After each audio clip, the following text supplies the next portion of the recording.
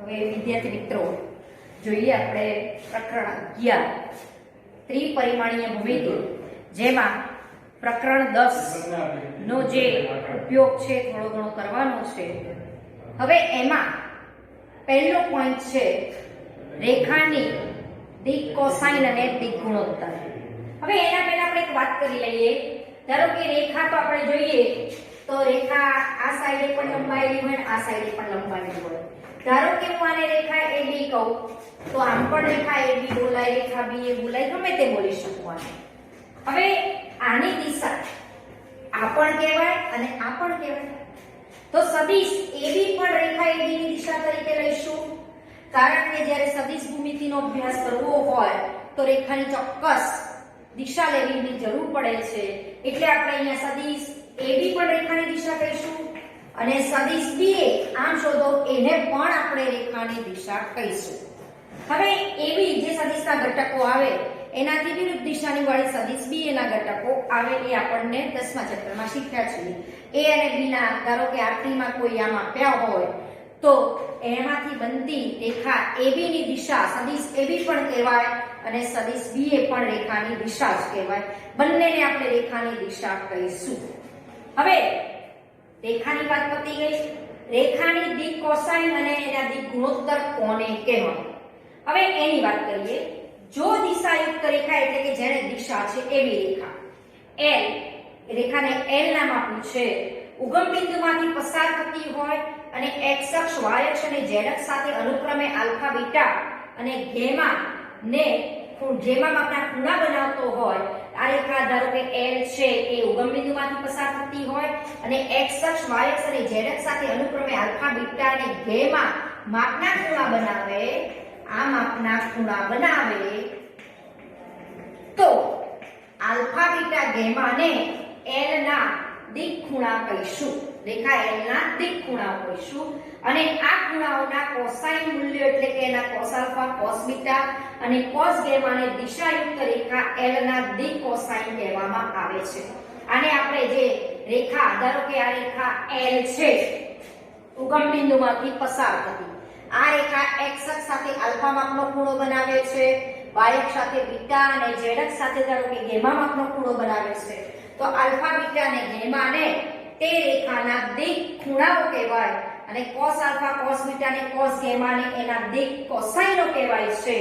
હવે આપણને થાય કે અહીંયા મેં જે રેખા L લીધી છે એને રેખા OP પણ બોલી શકું, રેખા PO પણ બોલી શકું.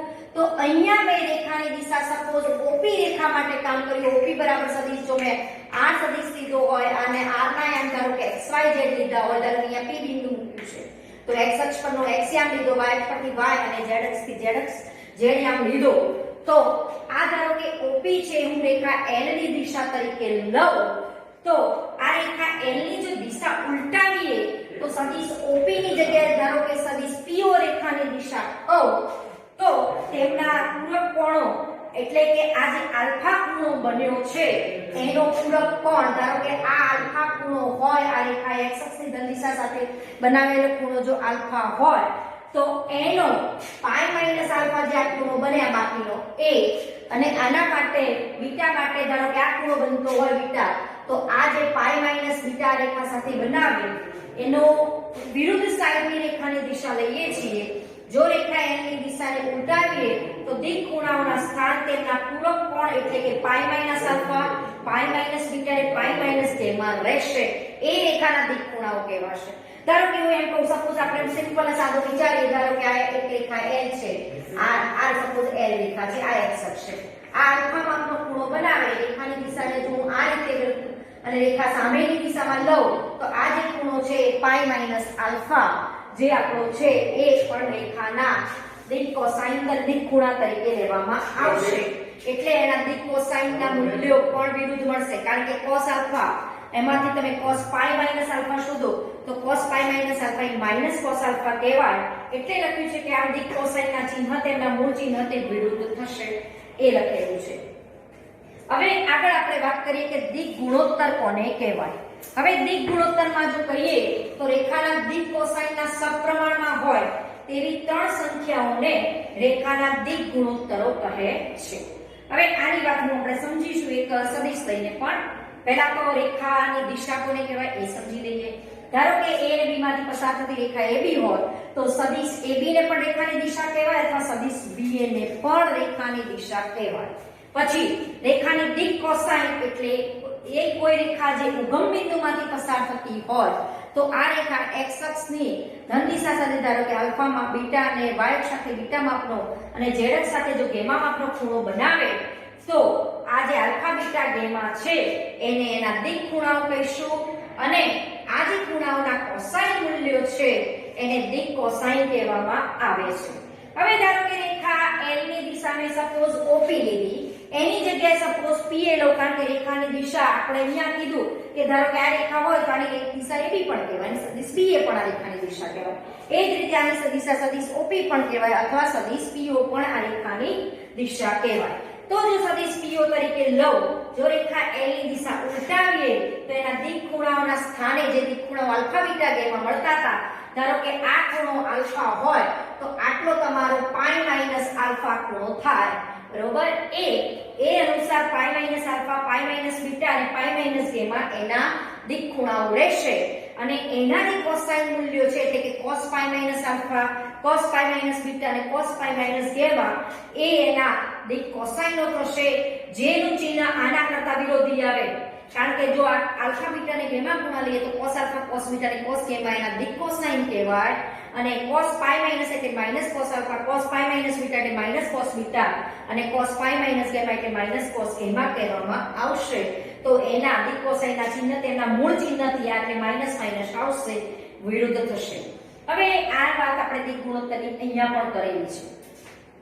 હવે અહીંયા ધારો કે આ રેખા A ઉગમ બિંદુમાંથી પસાર થતી રેખા છે અને આ રેખા ઉપર OP એ રેખાની મેં દિશા લીધી છે.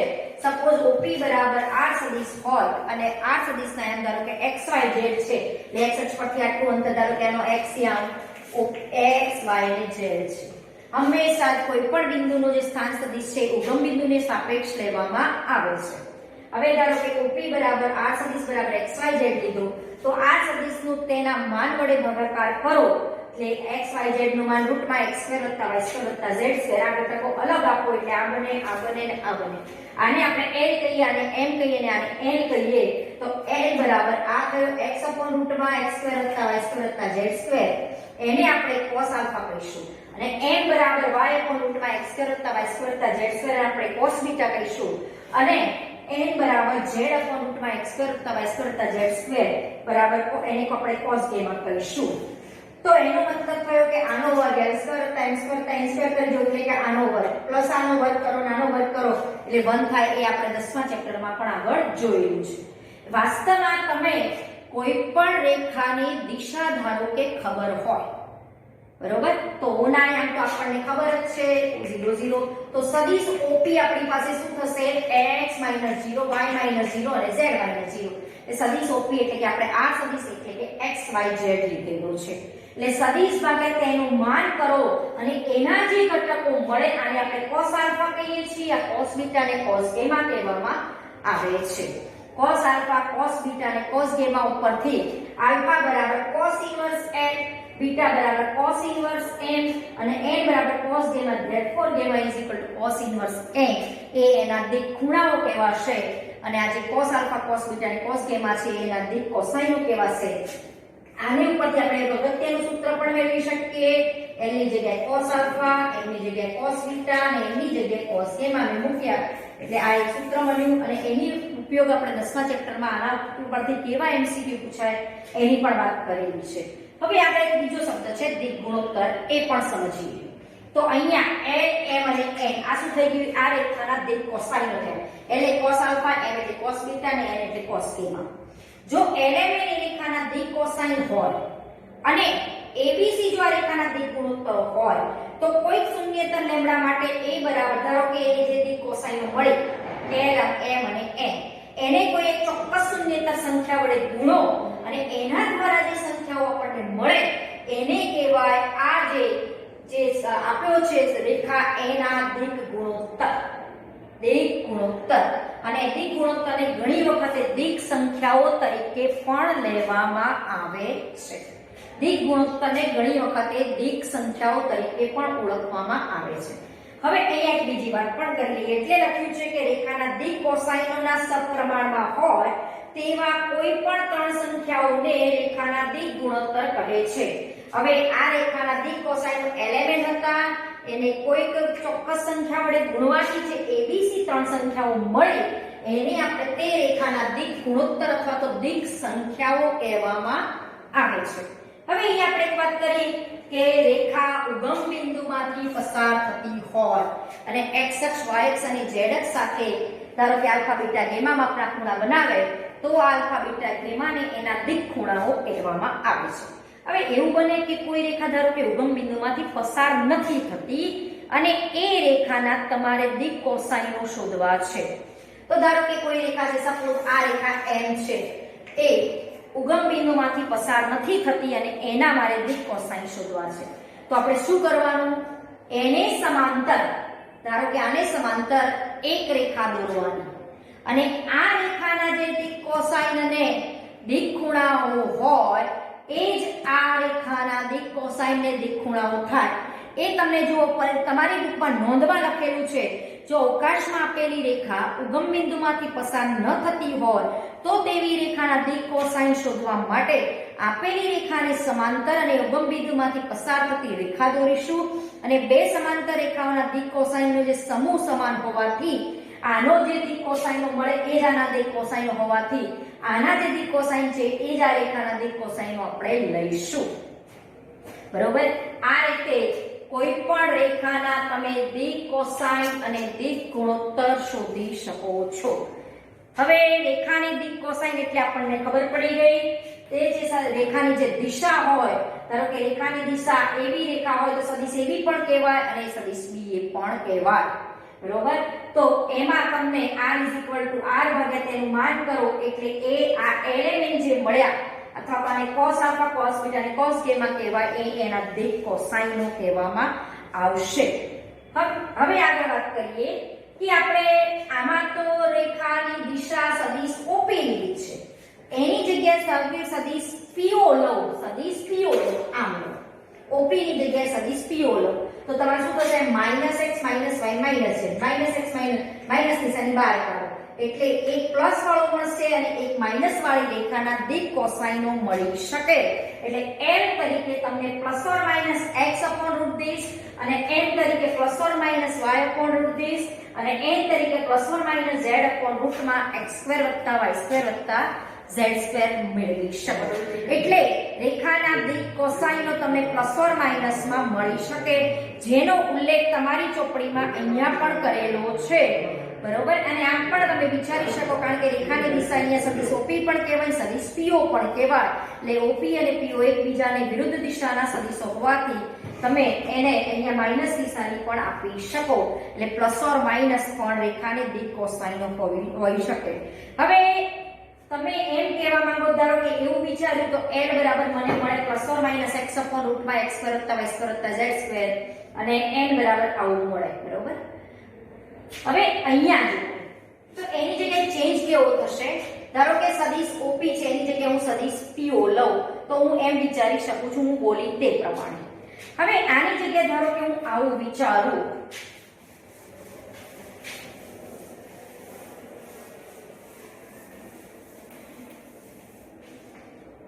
સપોઝ આપણને અહીંયા l a બરાબર લેમ્બડા l, b બરાબર લેમ્બડા m અને c બરાબર લેમ્બડા n મળ્યો છે. આમાંથી આપણે લેમ્બડાને કરતા કરીએ તો લેમ્બડા શું થાય? a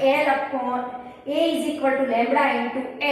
l અથવા તમે આમાંથી l ને કરતા કરીએ, l ને કરતા કરો તો l બરાબર a લેમ્બડા, b બરાબર લેમ્બડા ઇન્ટુ m, m ને કરતા કરો તો b લેમ્બડા અને c લેમ્બડા ઇન્ટુ n. તો આમાંથી n ને કરતા કરો તો તમારી પાસે આવશે c લેમ્બડા. બરોબર? હવે જો તમે લેમ્બડા ને કરતા કરો તો a l લેમ્બડાને કરતા કરો તો b/m એવું તમે મેળવી શકો, અથવા l તમે આને આમ પણ લખી શકો 1/λ 1/λ અને 1/λ આવું આવ્યું. l a/λ m b/λ n c/λ. તો 1/λ ને ધારો કે હું k કહું, 1/λ ને ધારો કે k કહું, બરોબર, k અમે કીધું.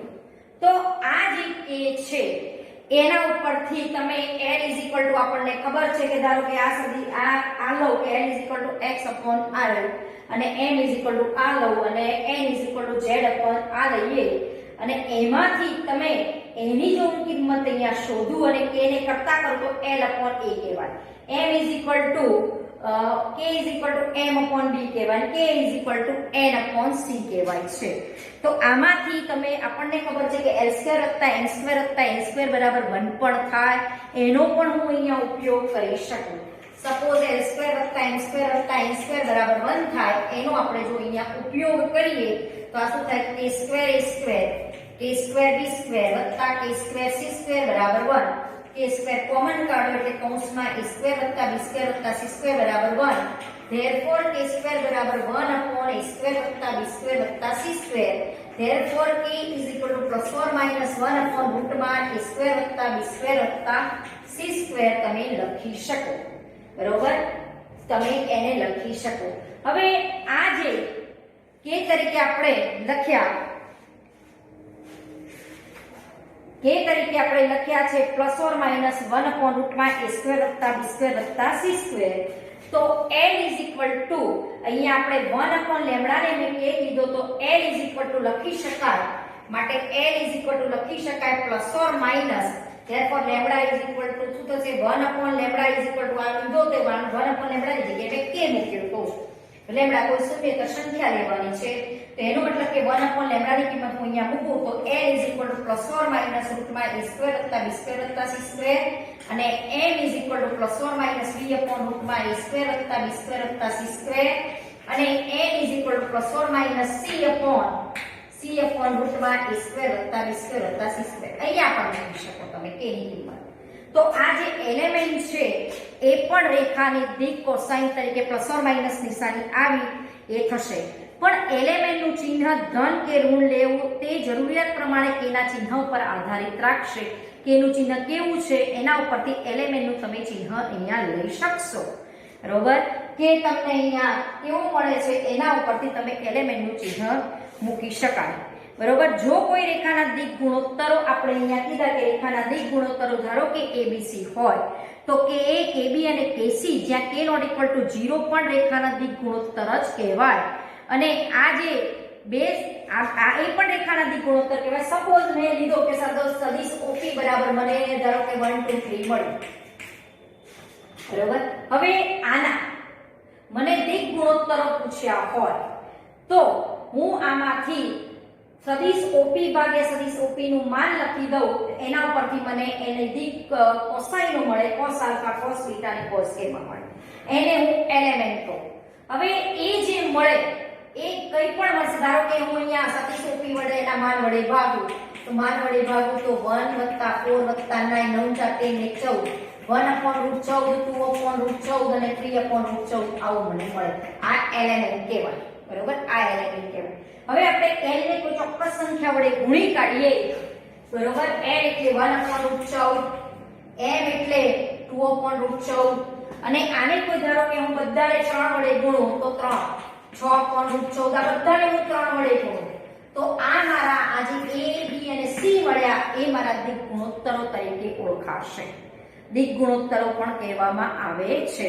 અને આને હું √14 વડે ગુણી કાઢું, ધારો કે આને √14 વડે ગુણું તો 1 2 3 પણ મારો દિક ગુણોત્તર કહેવાય, કારણ કે √14 પણ નોન ઝીરો નંબર છે, બરાબર. આ મને એલિમેન્ટ મળ્યા તો હું √14 લેમ્બડા તરીકે √14 પણ લઈ શકું, √14 ≠ 0 છે, એના ઉપરથી 1 2 3 મળે એ પણ મારા abc કહેવાશે, એ પણ એના દિક ગુણોત્તર જ કહેવાય. એટલે આવા અસંખ્ય દિક ગુણોત્તર મળી શકે કે જે સપ્રમાણમાં એના એલિમેન્ટ એના સપ્રમાણમાં હોય.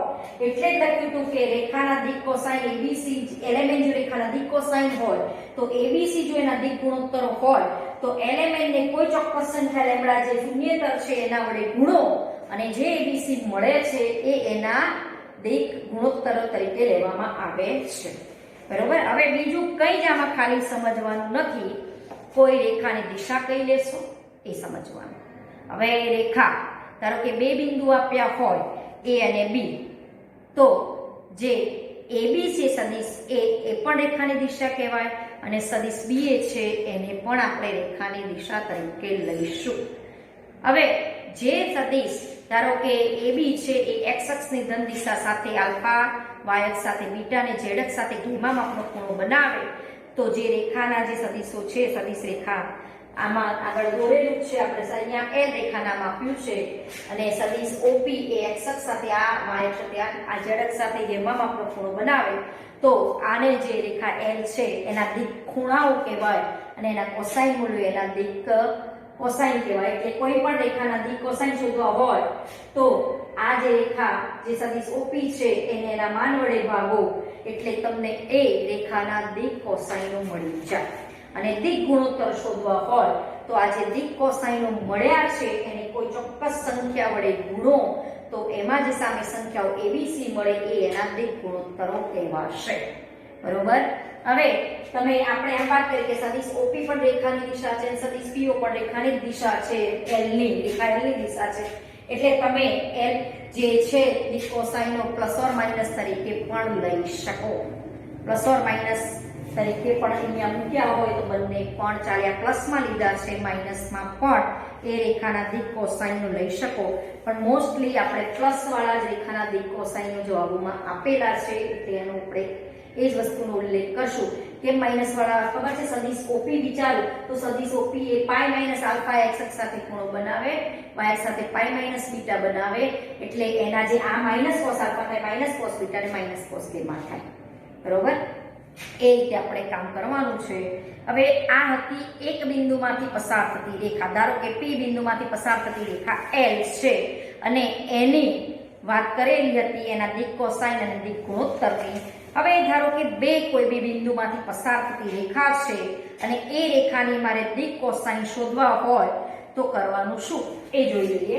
ધારો કે સિમ્પલ ને સાદી વાત કરીએ તો આપણે કોઈ રેખા ધારો કે બે બિંદુમાંથી પસાર થાય છે. ધારો કે સપોઝ કોઈ રેખા AB છે, બે બિંદુમાંથી પસાર થતી રેખાના દિક કોસાઇન. બે બિંદુમાંથી પસાર થતી રેખાના દિક કોસાઇન. એક દાખલો લઈએ એટલે આ વસ્તુ ક્લિયર થઈ જાય. ધારો કે A અને B બિંદુમાંથી કોઈ રેખા પસાર થાય છે. A ના આયામ x1 y1 z1 છે, B ના આયામ x2 y2 z2 છે. આ રેખા AB એના મારે દિક કોસાઇન શોધવા છે. તો આ રેખાની દિશા હું સદિશ AB કહું તો સદિશ AB શું બને? x2 x1 y2 y1 અને z2 z1. આ રેખા AB ની દિશા કહેવાશે અથવા સદિશ AB તમે આને લઈ શકો. બરોબર. હવે આના મારે શોધવા છે દિક કોસાઇન. તો આ સદિશ ભાગ્યા તેનું માન એ એના દિક કોસાઇન થશે. એટલે x2 x1 y2 y1 અને z2 z1 એ સદિશ AB ભાગ્યા તેનું માન એટલે શું કે આમના વર્ગનો સરવાળો. આ કોઈ ઘટક હોય એના વર્ગનો સરવાળો x2 x1 નો વર્ગ પ્લસ y2 y1 નો સ્ક્વેર પ્લસ z2 z1 નો સ્ક્વેર. હવે આમાંથી જે x2 x1 ઉપર આ એક સંખ્યા મળશે, y2 y1 ઉપર આ સંખ્યા મળશે. સદિશ AB ના માનને તમે AB પણ કહી શકો. તો આને મારે આમ લખવું હોય તો પણ લખાય x2 x1 y2 y1 z2 z1 upon AB. તો આના ઉપરથી x2 x1 upon AB, y2 y1 upon AB અને z2 z1 upon AB. આને રેખાના આ રેખા AB ના દિક કોસાઇન કહીશું. આ cos આલ્ફા cos બીટા ને cos ગેમા થાય એ રીતે એમાંથી લઈશું કે cos આલ્ફા આ રે cos બીટા.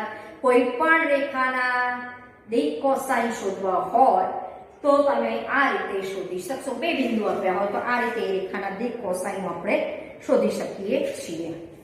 બરોબર.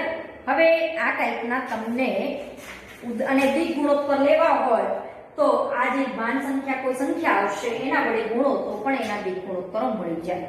હવે આના આધારિત તમને ઉદાહરણ 1, 2 અને 3 આપેલા છે. ઉદાહરણ 1 માં આપ્યું છે કોઈ રેખા x અક્ષ y અક્ષ અને z અક્ષ સાથે અનુક્રમે 90, 60 અને 30 ના ખૂણા બનાવે છે. એટલે cos આલ્ફા બરાબર તમને આલ્ફા 90, બીટા 60 અને ગેમા 30 અંશ આપ્યા છે. એનો મતલબ કે cos 90 એટલે કે l આપ્યો છે 0 અને m એટલે cos 60 એટલે કે 1/2 આપ્યો છે અને n એટલે cos 30 એટલે √3/2 આપ્યો છે. બરોબર? તો તેમની દિક કોસાઇન શોધો. દિક કોસાઇન એટલે આ દિક ખૂણા આપ્યા છે એટલે cos આલ્ફા, cos બીટા અને cos ગેમા જે મળે. આના cos 90, cos 16, cos 30 એ એના દિક કોસાઇન સીધા થશે. બરોબર? હવે ઉદાહરણ 2 માં તમને પૂછ્યું છે દિક ગુણોત્તરો આપ્યા છે 2, -1 અને -2. તો તેની દિક કોસાઇન મેળવો.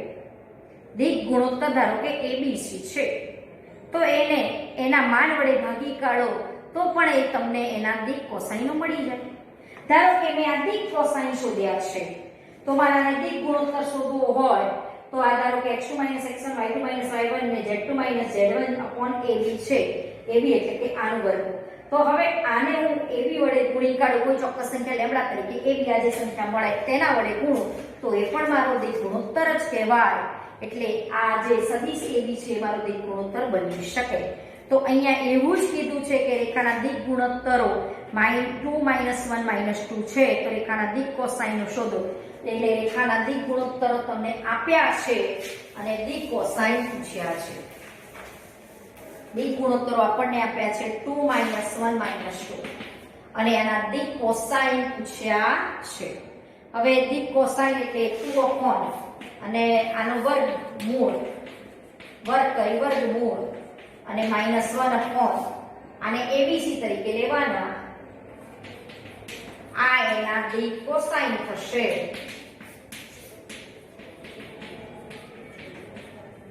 એટલે આ જે સંખ્યા મળે એ એના દિક કોસાઇનો કહેવાશે. પછી ઉદાહરણ 3 માં બે બિંદુમાંથી પસાર થતી રેખાની દિક કોસાઇન શોધો. તો બે બિંદુને ધારો કે નામ આપી દો A અને B. અહીંયા PQ નામ આપ્યા છે.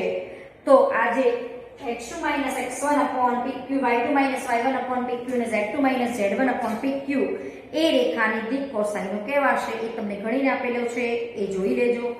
પછી એક ઉદાહરણ 4 માં કીધું છે x અક્ષ, y અક્ષ અને z અક્ષની દિક કોસાઇન શોધો. હવે x અક્ષની આપણે જ્યારે દિક કોસાઇન શોધવાની કે તો x અક્ષનો પોતાની સાથે અને x અક્ષ સાથેનો ખૂણો કેટલો થાય 0 અંશ. x અક્ષનો y અક્ષ સાથેનો ખૂણો કેટલો થાય 90 અંશ અને x અક્ષનો z અક્ષ સાથેનો ખૂણો પણ કેટલો થાય 90 અંશ થાય. તો એના દિક ખૂણાઓ કેટલા થાય x અક્ષ એટલે લખી શકો કે x અક્ષ પોતે એ x અક્ષ, y અક્ષ અને z અક્ષ સાથે અનુક્રમે 0, 90 અને 90 માપના ખૂણા બનાવે છે. તો એ રેખા જે x અક્ષ છે એની દિક કોસાઇનો થાય cos 0, cos 90 અને cos 90 લખી શકો. એટલે કે 100. એ જ રીતે ધારો કે y અક્ષના દિક કોસાઇન લખવા હોય તો y અક્ષના દિક કોસાઇન પહેલા દિક ખૂણાઓ લખી દઈએ. y અક્ષ એ y અક્ષ સાથે y અક્ષ એ x અક્ષ સાથે 90, y અક્ષ સાથે 0 અને z અક્ષ સાથે 90 નો ખૂણો બનાવે તો y અક્ષ જે રેખા છે એના દિક કોસાઇનો થાય cos 90, cos 0 અને cos 90. તો 0, 1 અને 0 એ તમારા y અક્ષના દિક કોસાઇનો થાય. હવે z અક્ષના દિક કોસાઇન શોધવા હોય તો z અક્ષ એ x અક્ષ, y અક્ષ અને z અક્ષ સાથે અને z અક્ષ સાથે અનુક્રમે કેટલા માપના ખૂણા બનાવે. z અક્ષ અને x અક્ષ સાથેનો ખૂણો 90 નો હોય.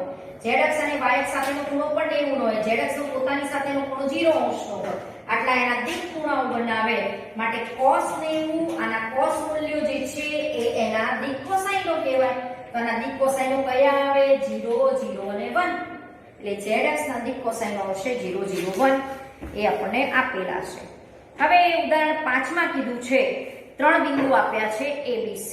સમરેખ છે એવું સાબિત કરો. બરોબર? સમરેખ છે એવું સાબિત કરો.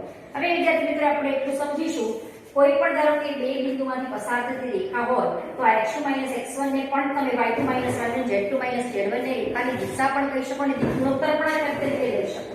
કેમ? કારણ કે આના ઉપરથી મને b કોસાઇન આ મળે. b કોસાઇન કેટલા મળ્યા? x2 માઈનસ આને l કહેવાય, આને m કહેવાય, આને n કહેવાય. બરોબર? x2 minus x1 upon ab બરાબર મને l વિચારો. y2 minus y1 upon ab બરાબર હું m વિચારું. z2 minus z1 upon ab બરાબર હું n વિચારું. બરોબર? આ ab એવી સંખ્યા તો ધારો કે લેમ્ડા તરીકે વિચારો. આ લેમ્ડા છે, સંખ્યા થઈ ને એટલે આ વર્ગ કરી વર્ગમૂળ કરો એટલે સંખ્યા થઈ. એટલે x2 માઈનસ x1 બરાબર લેમ્ડા ઇન્ટુ l. તો આને તો આપણે લેમ્ડા ઇન્ટુ l ને તો કોઈ સંખ્યા a કહીએ છીએ. Lambda into m y2 minus y1 થી એને આપણે b કહીએ છીએ. z2 માઈનસ z1 બરાબર લેમ્ડા ઇન્ટુ n એને આપણે c કહીએ છીએ. તો abc એના દિક ગુણોત્તર તરીકે લેતા હોઈએ તો જો બે બિંદુ આપ્યા હોય તો એના દિક ગુણોત્તર પોતે જ કયા થાય? એ તરીકે x2 minus x1 y2 minus y1 ને z2 માઈનસ z1 પણ એ એના દિક ગુણોત્તર કહેવાય. હવે અહીંયા ત્રણ બિંદુઓના સમરેખની વાત કરી છે, એટલે ત્રણ બિંદુ એક રેખા ઉપર છે એવું સાબિત કરવું છે. હવે a ના આયામ આપ્યા છે, b ના આયામ પણ આપ્યા છે, c ના આયામ પણ આપ્યા છે. તો a અને b ની જોડતી રેખાનો દિક ગુણોત્તર એમણે કેવો લીધો? આવો લીધો. જુઓ, રેખા AB નો દિક ગુણોત્તર આવો લીધો. a અને b ને જોડતી રેખાનો દિક ગુણોત્તર લીધો. a ના આયામ આપ્યા હતા, ઉદાહરણ 5 ની થોડીક વાત કરવાની છે. a ના આયામ આપ્યા હતા, b ના આયામ પણ આપેલા છે અને c ના આયામ પણ આપણને આપેલા છે. હવે એક લખતી નથી. a અને b ને જોડતી રેખાનો દિક ગુણોત્તર, a અને b ને જોડતી રેખાનો દિક ગુણોત્તર તો અહીંયા જ આપણે વાત કરી કે આ પણ એ રેખાનો દિક ગુણોત્તર જ કહેવાય. તો a અને b ની જોડતી રેખા જે સદિશ AB છે એને દિક ગુણોત્તર કહેવાય. તો આનો દિક ગુણોત્તર થશે 1 - 2 એટલે -1, -2 - 3 એટલે -5, 3 - +4 એટલે 7. આ રેખા a અને b ને જોડતી રેખાનો દિક ગુણોત્તર થશે. એ જ રીતે b અને c ને જોડતી રેખાનો દિક ગુણોત્તર એટલે c બિંદુમાંથી b ના આયામ બાદ કરો. 3 - 1 એટલે 2, 8 - -2 એટલે +10 અને આ -14. હવે આનો સપ્રમાણમાં છે. જો આ ગુણોત્તર લો,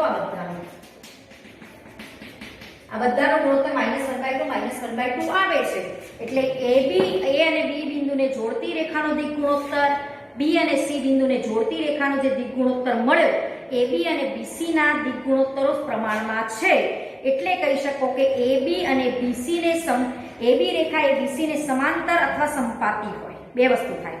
ધારો કે બેના દિક ગુણોત્તર શોધ્યા, એ પ્રમાણમાં સપ્રમાણમાં આવ્યા, તો એનો મતલબ કે AB અને BC, આ AB અને BC સમાંતર, પણ B તો કોમન પોઈન્ટ છે.